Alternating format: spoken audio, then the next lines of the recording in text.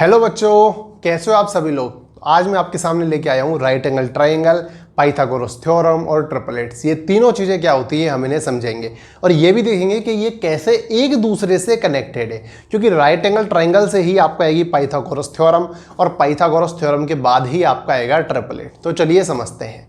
सबसे पहले हम देते हैं राइट एंगल ट्राइंगल को। जैसे कि नाम से समझ में आ रहा है, एक ऐसा ट्राइंगल है जिसका एक एंगल राइट एंगल होगा। लेकिन ये राइट एंगल कौन सा होता है, सबसे पहले ये बड़ी बात है। तो आप देखिए इस ट्राइंगल को, इस ट्राइंगल लेता हूं मैं ए बी सी।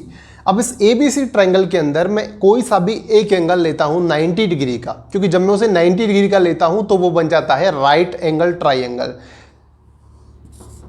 90 डिग्री। और ये जो साइन होता है, ये सिंबल होता है 90 डिग्री का। इस ट्राइंगल के अंदर एक एंगल 90 डिग्री का है तो राइट एंगल ट्राइंगल बन गया।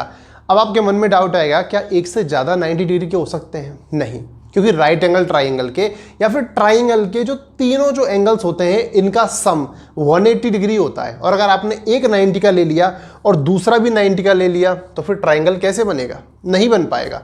इस वजह से, और ना ही जीरो हो सकता, आप जीरो भी नहीं कर सकते, क्योंकि जीरो बनने पे भी वो लाइन बिल्कुल ट्राइंगल नहीं बना पाएगी, एक स्ट्रेट लाइन बन जाएगी। ठीक है, तो ये हो गया राइट एंगल ट्राइंगल हमारा। इतनी बात हमको समझ में आ गई। इस राइट एंगल ट्राइंगल के अंदर हम एक एंगल ले लेते हैं और वो है थीटा। मैंने अपनी मर्जी से ले लिया थीटा। थीटा की वैल्यू कुछ भी हो सकती है, बट 0 नहीं हो सकती और 90 नहीं हो सकती। ठीक है, कुछ भी वैल्यू हो सकती है इस थीटा की। अब देखते हैं, थीटा के जो जस्ट सामने की भुजा होती है उसे कहा जाता है परपेंडिकुलर, यानी कि लंब परपेंडिकुलर। थीटा के जो संलग्न भुजा होती है, बिल्कुल सटी हुई भुजा, उसको कहा जाता है बेस, यानी कि आधार। और सबसे बड़ी भुजा जो एक राइट एंगल ट्राइंगल के अंदर होती है उसे कहा जाता है हाइपोटेन्यूज, यानी कि कर्ण। अब इसके अंदर परपेंडिकुलर, बेस और हाइपोटेनियस, इन तीनों के अंदर एक रिलेशन होता है। और वो रिलेशन ये होता है कि सबसे बड़ी जो भुजा होती है हाइपोटेन्यूज, इसका जो स्क्वायर होता है, यानी इस भुजा का अगर मैं वर्ग करूं तो इसके वर्ग प्लस इसके वर्ग, इन दोनों को जोड़ दूं तो इसके बराबर आ जाएगा। यानी एच स्क्वायर इक्वल्स टू होता है P square plus B square. यानी इसका स्क्वायर करो, इसका स्क्वायर करो, दोनों को जोड़ दो, जो आएगा वो इसके स्क्वायर के बराबर होगा। जिसे आप ऐसे भी लिख सकते हो कि एच इक्वल्स टू रूट में P square plus B square. और ये आपका क्या होता है, यही आपकी होती है पाइथागोरस थ्योरम। यही आपके पाइथागोरस थ्योरम होती है कि सबसे बड़ी भुजा का वर्ग इन दोनों भुजाओं के वर्ग के योग के बराबर होता है।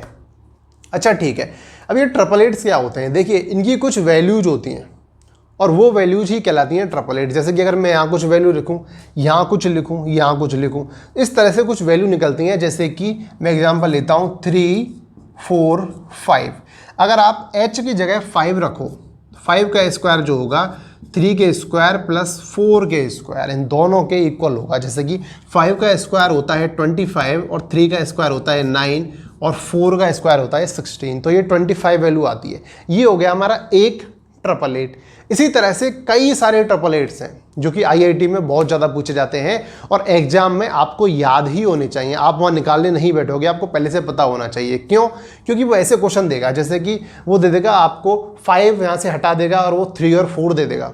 अब आपसे कहेगा सबसे बड़ी भुजा यानी हाइपोटेन्यूज क्या है, निकालिए। या फिर आपसे ये इसको हटा के इन दोनों को दे देगा, फिर पूछेंगे परपेंडिकुलर क्या है उसको बताइए, या फिर बीच का नंबर वो हटा लेगा और आपसे कहेगा कि बेस क्या है, बेस बताइए।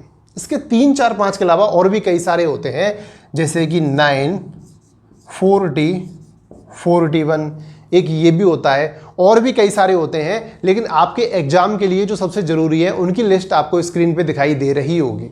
ये वो ट्रिपलेट्स हैं जो एग्जाम में आपको याद होने ही चाहिए हर हाल में। एग्जाम में इनसे कई सारे क्वेश्चन पूछे जाते हैं, इस वजह से आपकी कैलकुलेशन ज़्यादा फास्ट हो, आप बिल्कुल सटीक कैलकुलेशन कर पाएँ, इनको याद करके जाना। प्रीवियस ईयर क्वेश्चन में इनसे कई ज़्यादा क्वेश्चन आए हुए हैं, इस वजह से आपको याद होने चाहिए। आई होप आपको ये वीडियो पसंद आई होगी। Thank you.